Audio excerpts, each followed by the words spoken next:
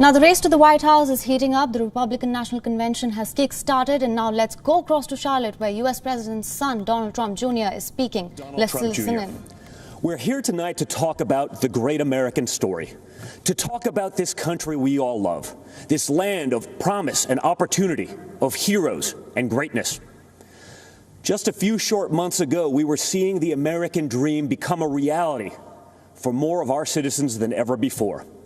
The greatest prolonged economic expansion in American history, the lowest unemployment rate in nearly 50 years, the lowest unemployment rates ever for Black Americans, Hispanic Americans, women, and pretty much every other demographic group. And then, courtesy of the Chinese Communist Party, the virus struck.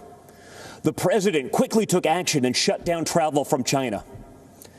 Joe Biden and his Democrat allies called my father a racist and a xenophobe for doing it. They put political correctness ahead of the safety and security of the American people.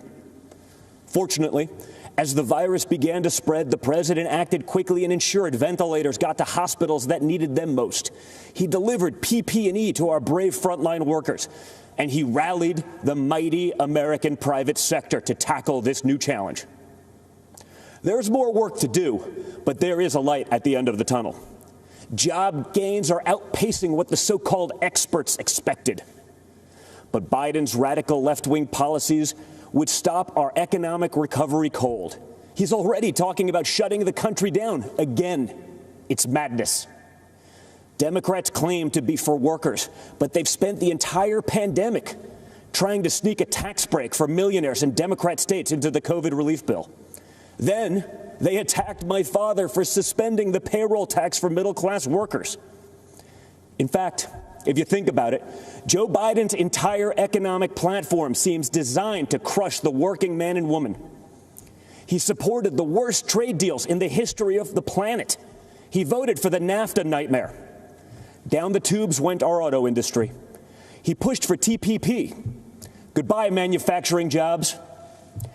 Beijing Biden is so weak on China that the intelligence community recently assessed that the Chinese Communist Party favors Biden. They know he'll weaken us both economically and on a world stage. Biden also wants to bring in more illegal immigrants to take jobs from American citizens.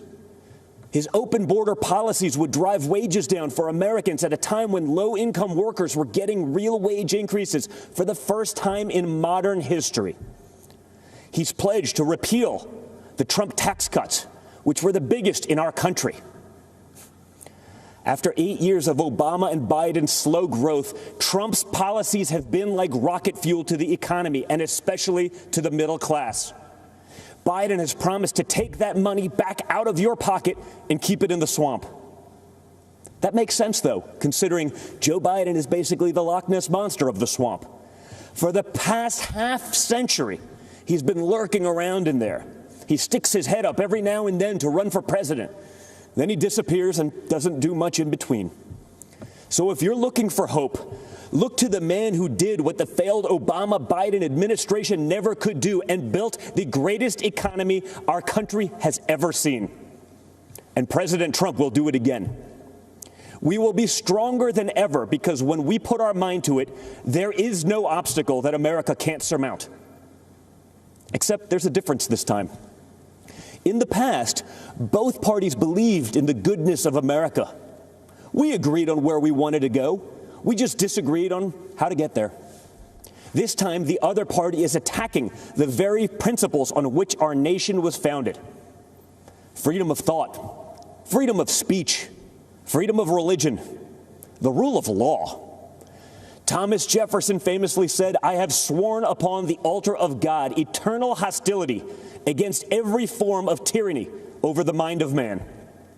Our founders believed there was nothing more important than protecting our God-given right to think for ourselves. Now, the left, they're trying to cancel all of those founders. They don't seem to understand this important principle. In order to improve in the future, we must learn from our past, not erase it. So we're not going to tear down monuments and forget the